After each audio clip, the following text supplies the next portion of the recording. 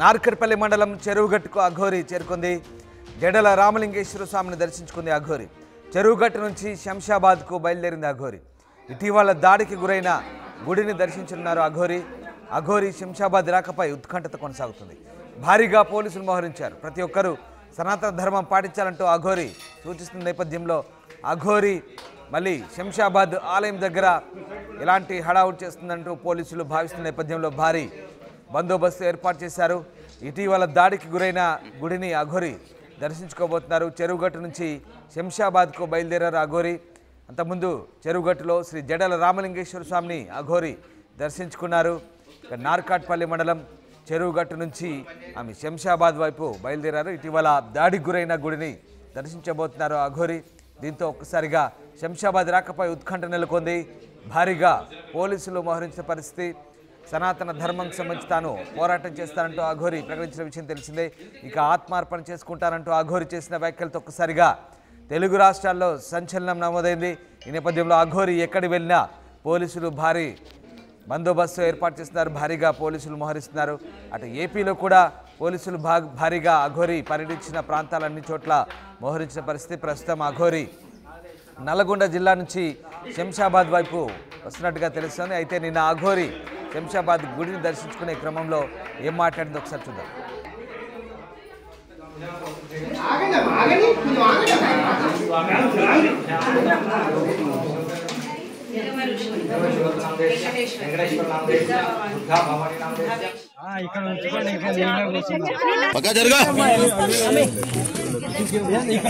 అన్ని విగ్రహాలే ఉన్నాయమ్మా.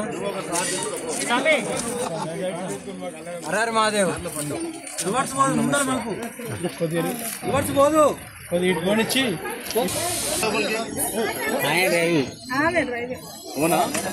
ఒకటే ఉందా? నేను ఇప్పుడు పంచరామాలు దర్శనం చేసుకొని వస్తున్నాను.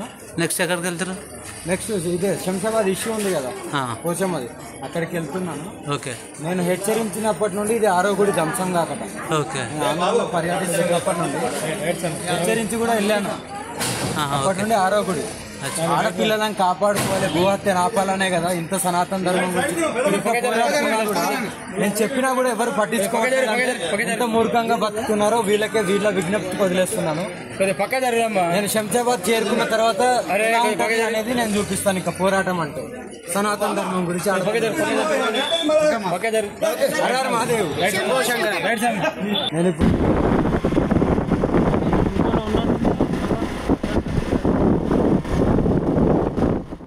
ఇక అఘోరి శంషాబాద్ రాకపై ఉత్కంఠత కొనసాగుతుంది. భారీగా పోలీసులు మోహరించినట్టుగా తెలుస్తుంది. ఇటీవల దాడికి గురైన పోచమ్మ గుడిని అఘోరి దర్శించబోతున్నారు. ఈ నేపథ్యంలోనే భారీగా పోలీసులు మోహరించబోతున్నారు.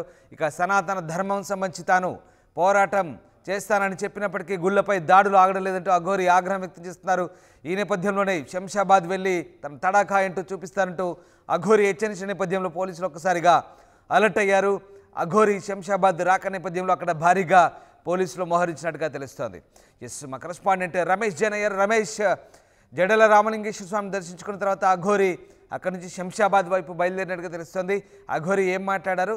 శంషాబాద్ బయలుదేరిన తర్వాత అఘోరి ఎలాంటి ఆందోళన దిగే అవకాశం ఉంది? అఘోరితో పోలీసులకు మళ్ళీ టెన్షన్ మొదలైందని చెప్పవచ్చు. గత కొన్ని రోజుల క్రితమే అఘోరితో ఇక్కడ లా అండ్ ఆర్డర్ ప్రాబ్లం ఉంటుందని కూడా మొత్తం తెలంగాణ నుంచి కూడా మహారాష్ట్ర బార్డర్ లో కూడా వదిలిపెట్టడం జరిగింది. ఆ తర్వాత మా ఏపీలోని ఆలయాలన్నీ కూడా దర్శనం చేసుకొని రావడం జరిగింది.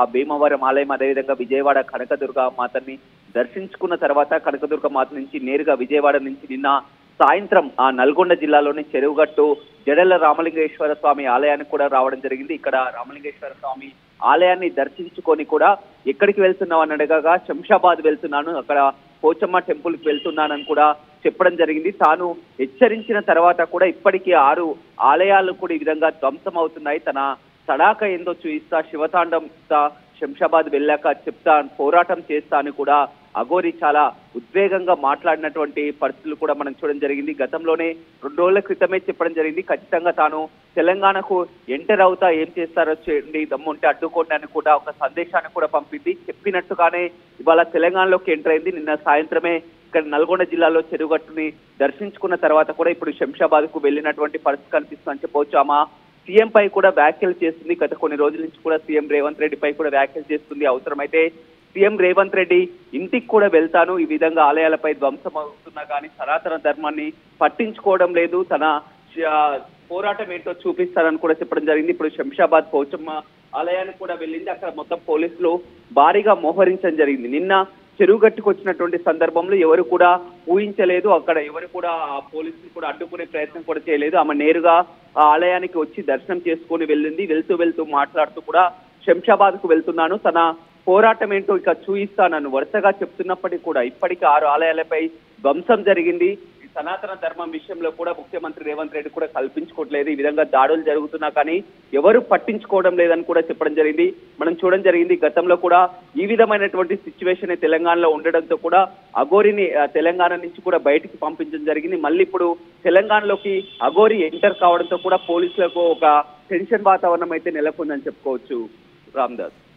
Right, yes, thank you Ramesh, thanks for the update. So Aghori ఒక్కసారిగా మళ్ళీ హెచ్చరికలు జారీ చేసింది. శంషాబాద్లో దాడికి గురైన గుడిని దర్శించుకోబోతున్నట్టుగా చెప్తోంది. ఇక సనాతన ధర్మం గురించి తాను ఎంత హెచ్చరించినా మూర్ఖంగా వ్యవహరిస్తున్నారంటూ అఘోరి హెచ్చరిస్తోంది.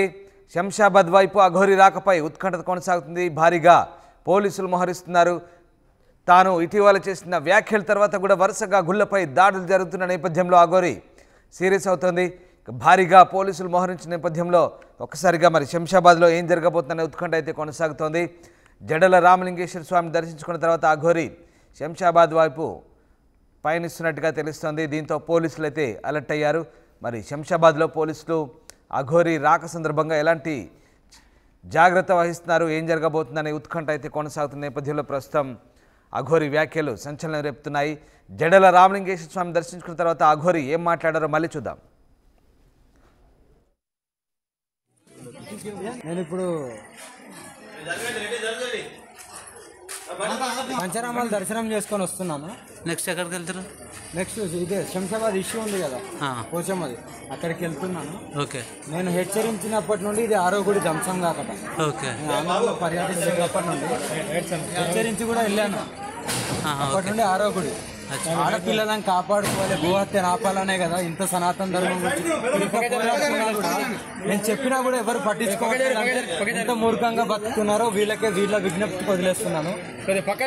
నేను శంషాబాద్ చేరుకున్న తర్వాత అనేది నేను చూపిస్తాను. ఇక పోరాటం అంటే సనాతన ధర్మం గురించి.